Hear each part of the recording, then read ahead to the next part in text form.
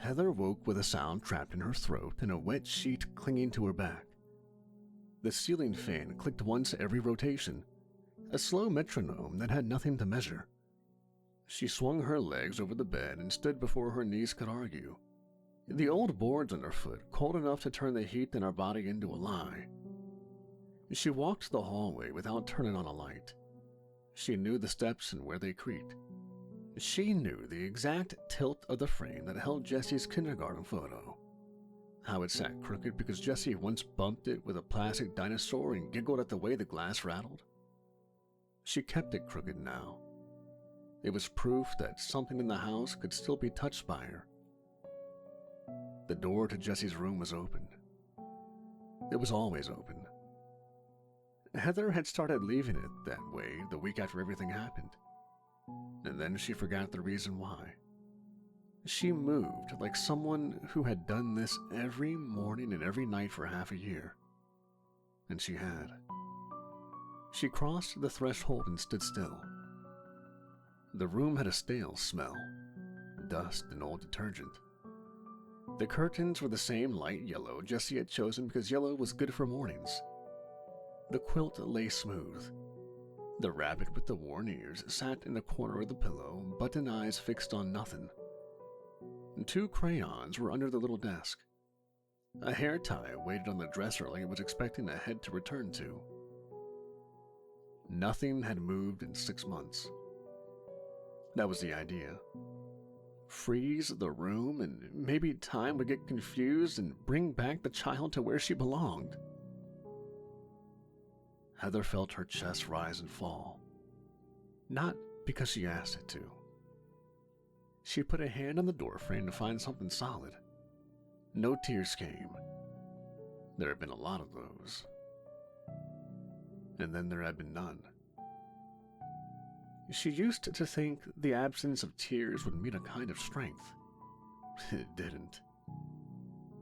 It only meant the well was dry and the thirst remained. In the hallway behind her, Hank stood. He had learned not to speak when she stood in this doorway. Comfort only seemed to make it worse. He leaned a shoulder against the wall because his back hurt when he stood too long and because he slept wrong now that their bed had turned into a border between the two. His eyes were bloodshot but dry. His knuckles were red from 100 small accidents that came from not caring where your hands landed. They were 2 people who loved an innocent, sweet girl who, one day, Hank and Heather went to her bedroom to find it empty.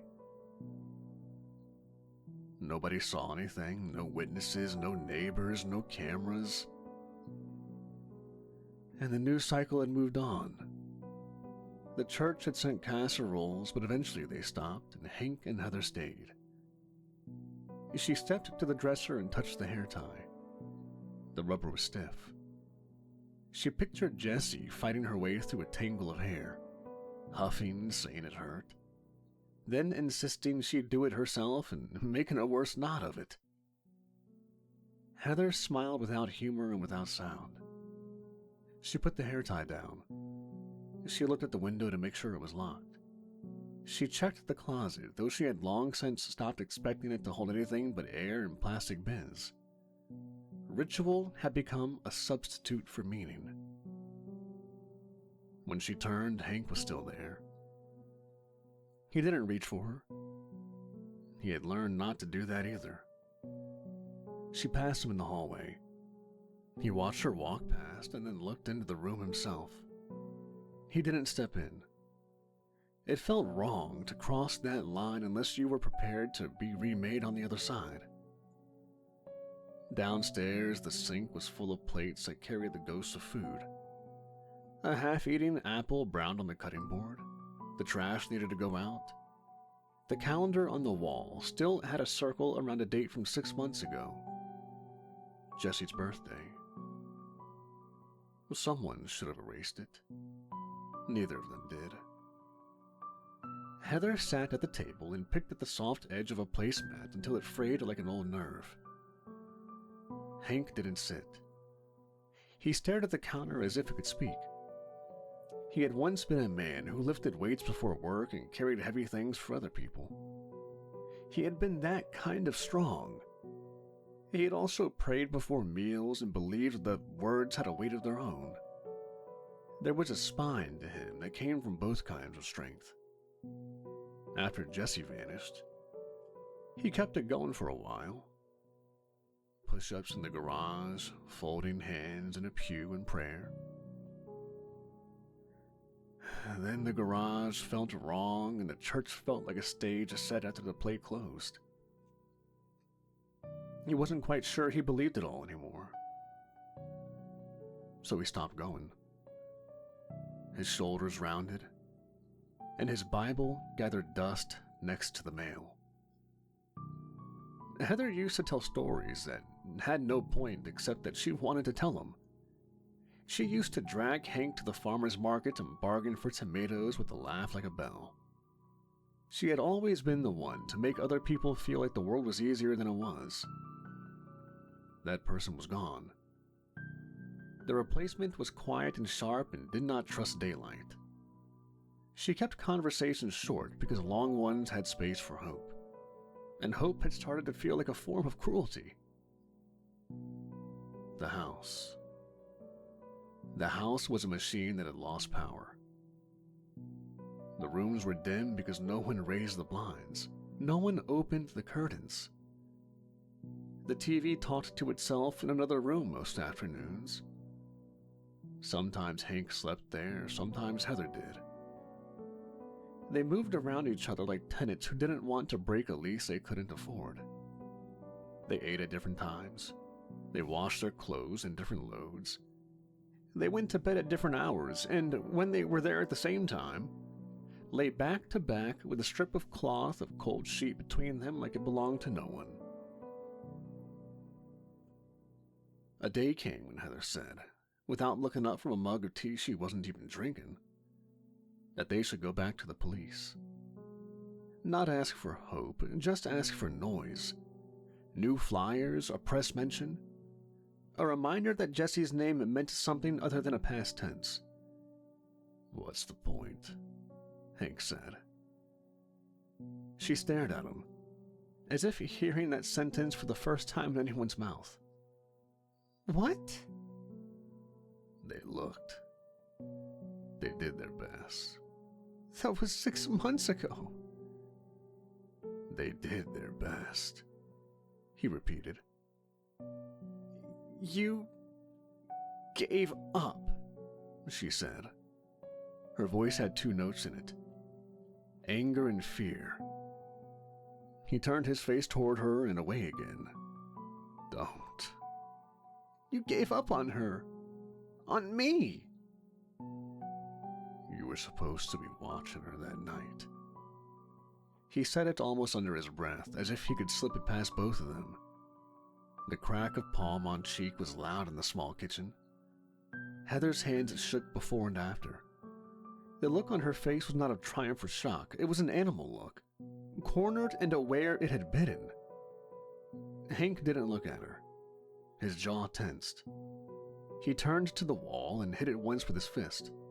The sound was dull. The skin over his knuckles split and a small, ordinary pain announced itself in the middle of a larger, less honest one. Silence fell again because it knew its place here. Heather backed away, the chair legs scraping the floor. She went up the stairs in uneven steps and shut the bedroom door with care, like a person handling a sleeping child in the next room. Hank stood with his forehead against the wall and breathed through his mouth until he could stand himself again.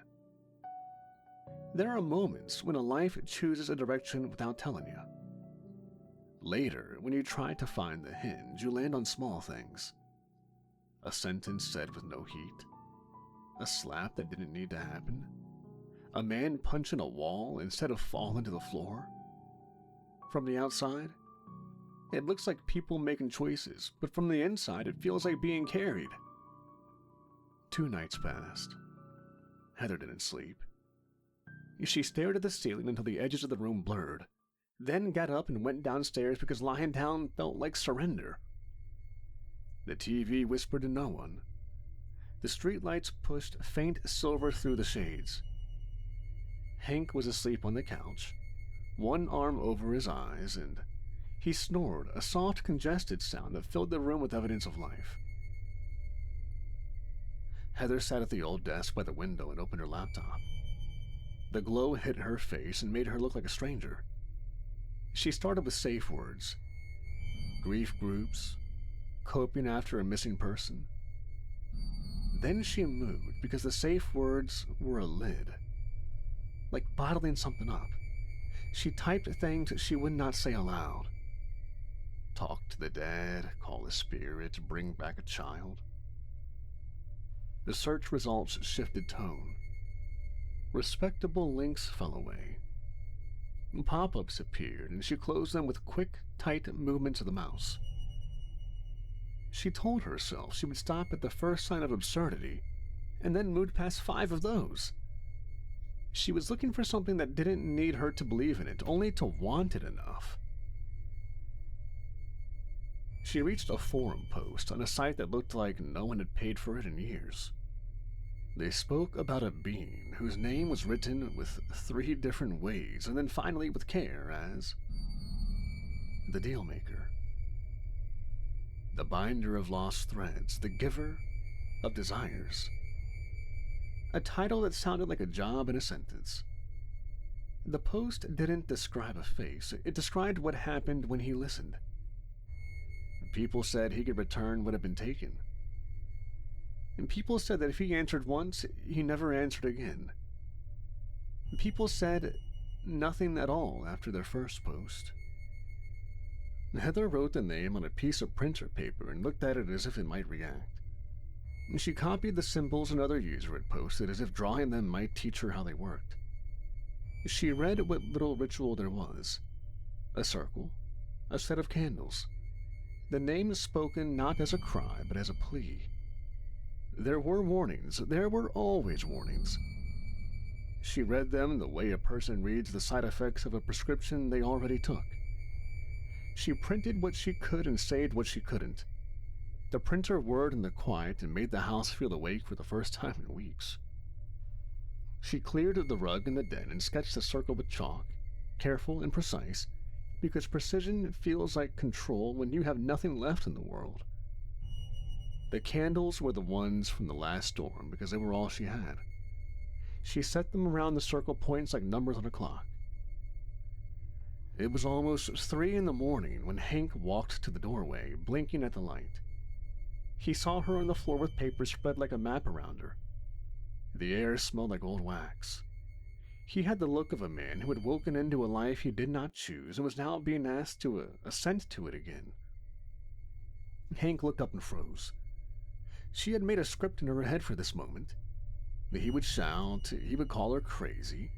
He would finally prove that he had given up on her as well as Jessie. She would throw the candles into the trash and pretend the circle of chalk was a mess she hadn't cleaned up yet.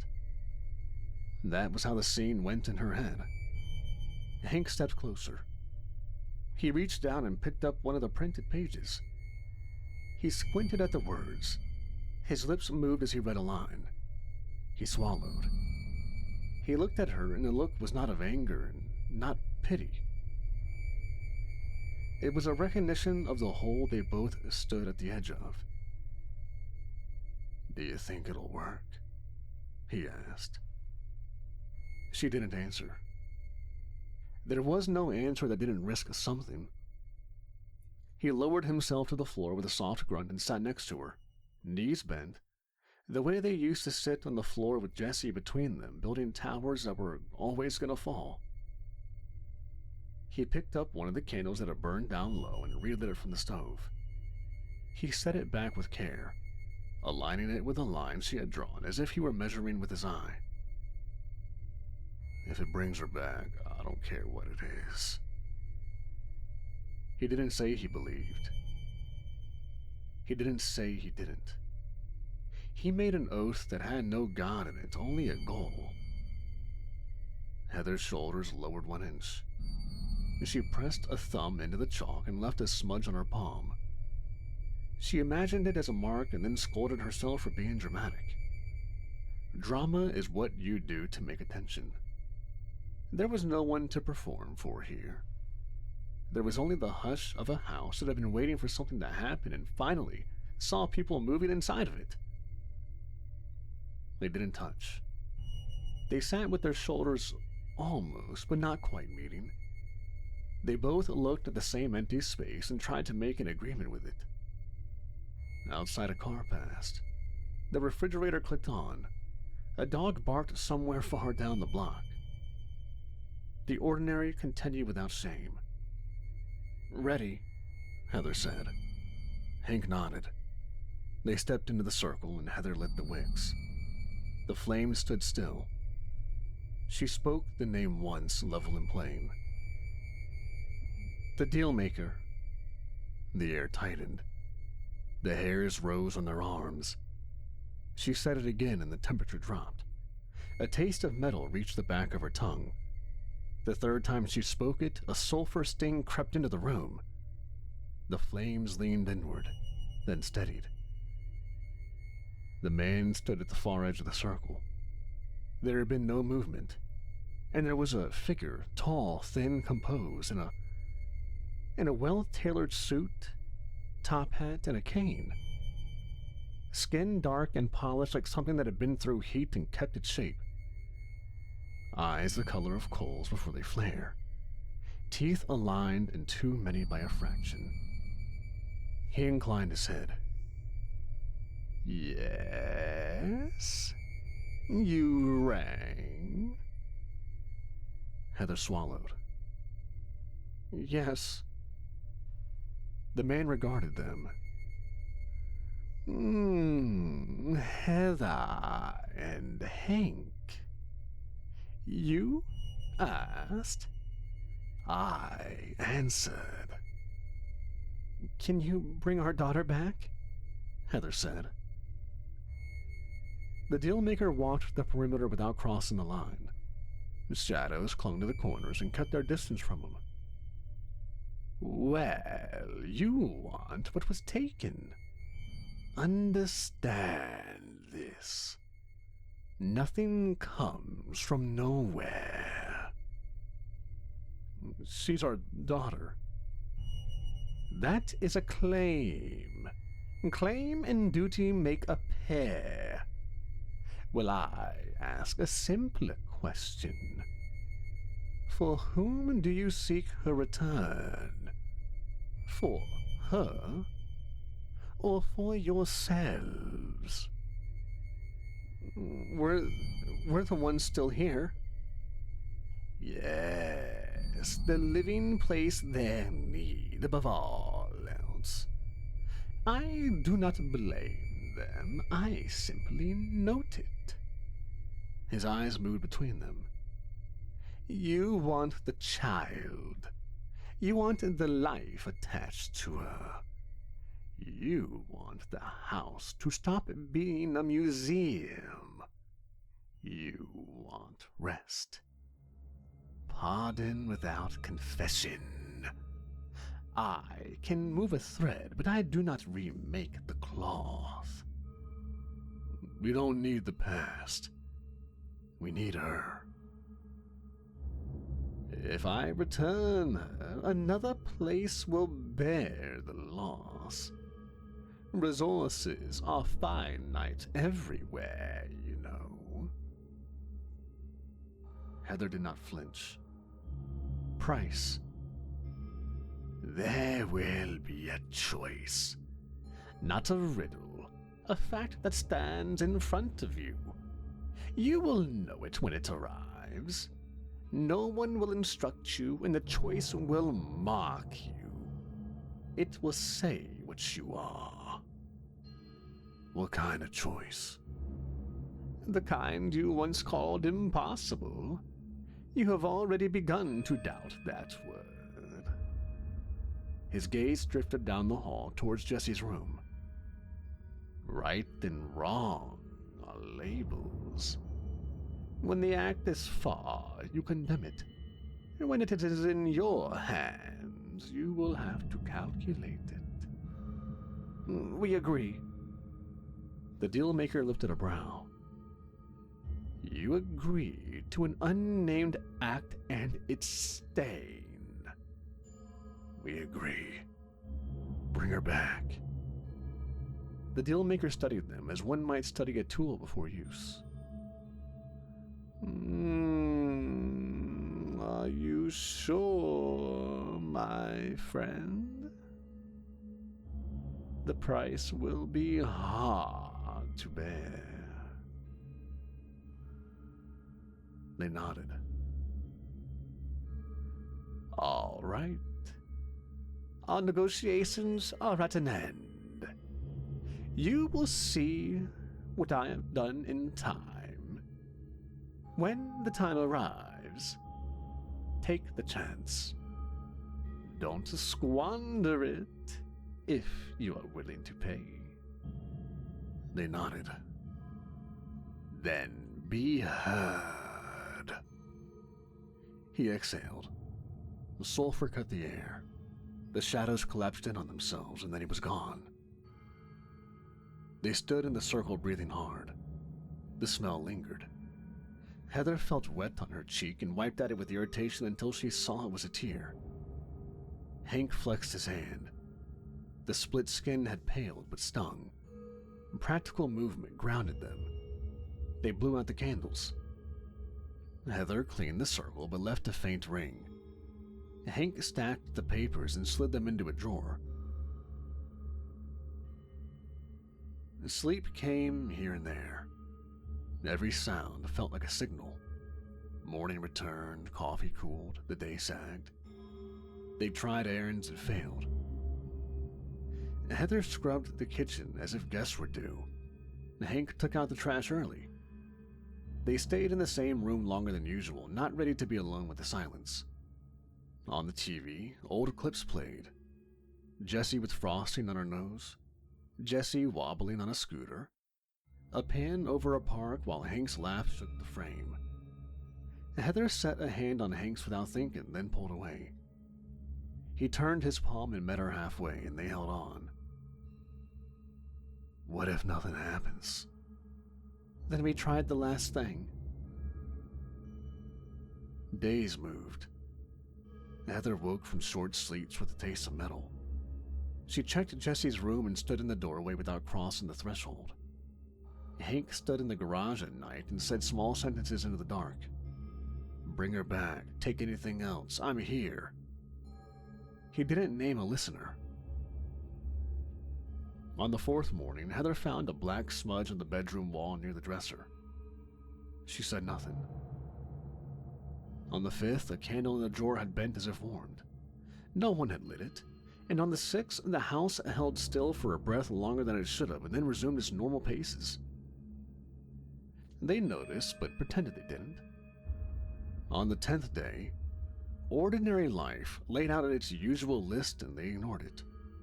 The mail was late, the neighbor's dog barked at the air, the refrigerator cycled off. Hank checked the deadbolt 3 times and came back to the bedroom. They turned off the lamp and lay still, facing opposite directions. A train sounded far away. The house settled and the night carried them onward. Heather woke to the usual clicks in the vents and the faint hum of the street.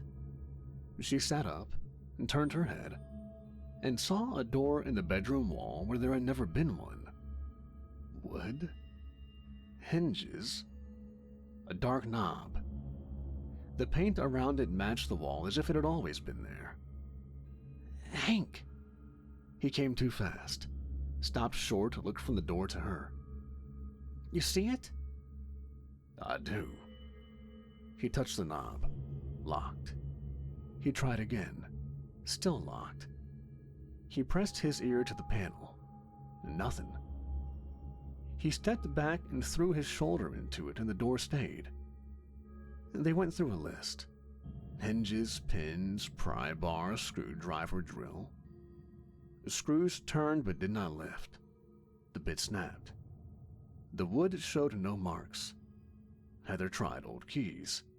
A card at the latch, a bobby pin. Nothing. They sat on the floor with their backs against the wall, watching it. The room felt smaller. "Listen," Heather said. At first, there was only their breathing. A soft patter. A brief giggle, light and quick. Hank flinched. He bent to the keyhole. Darkness. Then a small shadow passed. The height of a child. "I saw. I heard," Heather said.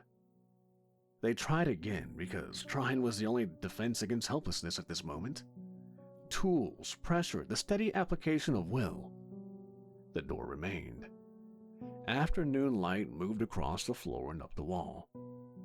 The sound behind the panel came and went. Light steps, a toy skimming wood, a breath of laughter. They ate standing up and came back. They stayed until their legs ached. Evening tightened. They wrapped a blanket over their knees.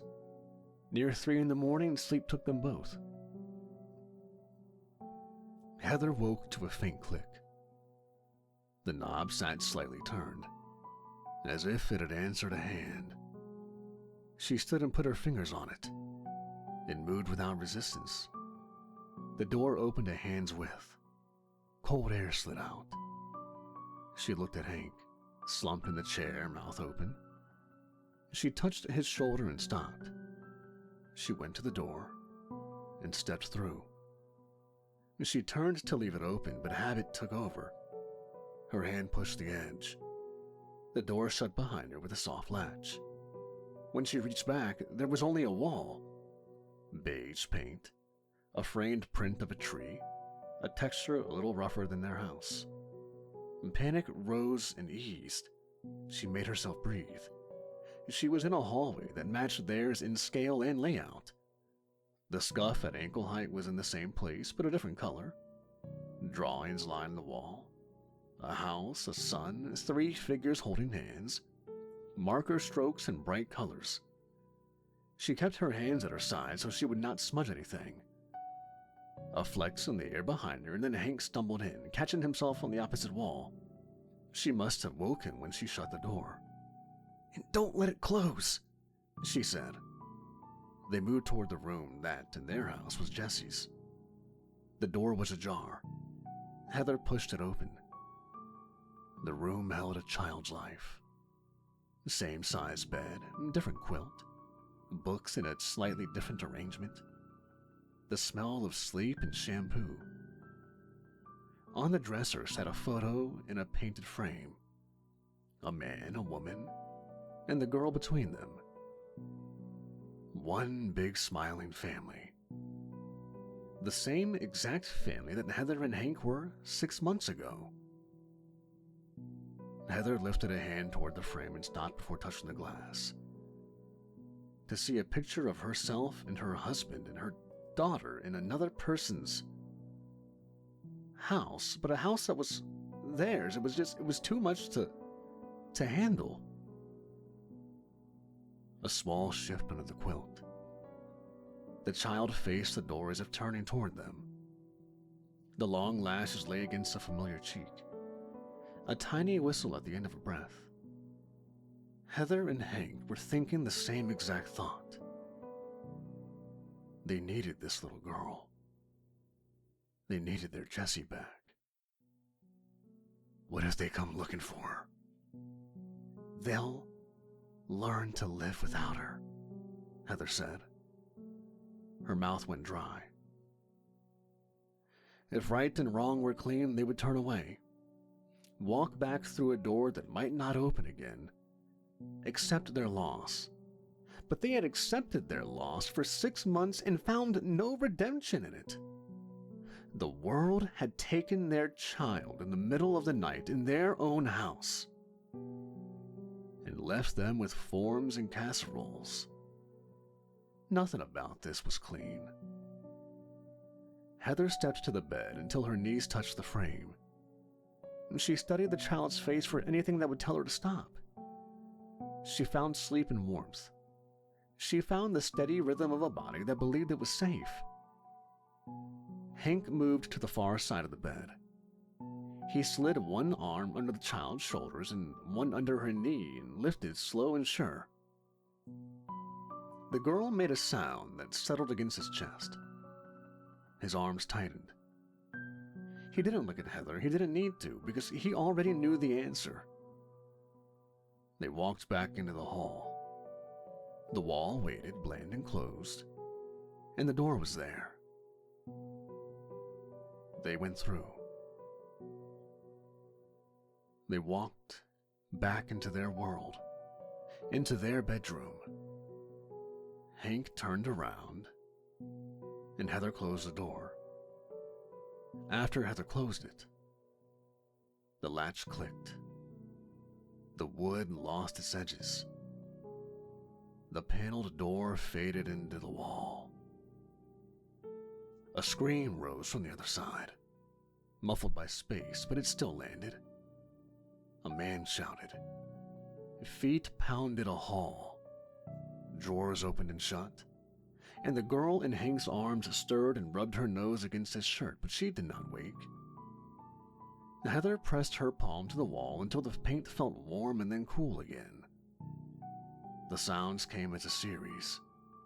A cry, a call, the scrape of a door, then blurred into a pressure she could feel through her hand. She took it away. Hank stood with the child held close. His face didn't change, but something in his posture did. He sat on the edge of the bed. He did not yet lay Jessie down. The girl's eyes opened a fraction. She looked up at Hank, then at Heather, a soft smile appearing without effort. "Mommy? Daddy?" she murmured. And her eyes closed and she went back to sleep. Heather swallowed. She couldn't speak. She set her hand on the girl's back and felt the steady rise and fall. She had missed this more than any memory. A presence gathered at the edge of the hallway. No chill, no gust. Just the knowledge that someone else stood there. The dealmaker. Watched them from near the bathroom door. Heather sat beside Hank. The girl's hand curled into Hank's shirt and held. The sounds from the other side slowly began to dull. Not because those parents stopped, but because the worlds were separating. "Is this right?" Hank asked after a long time. "It's what we chose. I couldn't live without her, Hank." He nodded once. He didn't agree or disagree. Heather stood and walked to Jessie's room. Jessie's room. The light revealed dust and absence. She switched it off. She returned to the bed and lay on her side facing them. Hank shifted to make space but kept the girl close. Heather reached across and set her hand on his good hand. He turned his palm and threaded his fingers through hers. They held. They fell asleep for a time, and Hank opened his eyes. Heather and Hank looked at each other and found fear still there a bit. But something steadier. Not a hope in what they once knew, but a readiness to carry what they had taken. Jessie blinked awake, saw them, and smiled with the unguarded trust that had wrecked them and rebuilt them in the same hour. Heather smiled back and let it be simple. Hank kissed the top of the girl's head. They would stand up soon and face whatever followed. For now, 3 people occupied one bed. It wasn't justice, it wasn't absolution. It was going to be a truth that they would have to live with. But Hank and Heather were willing to pay the price.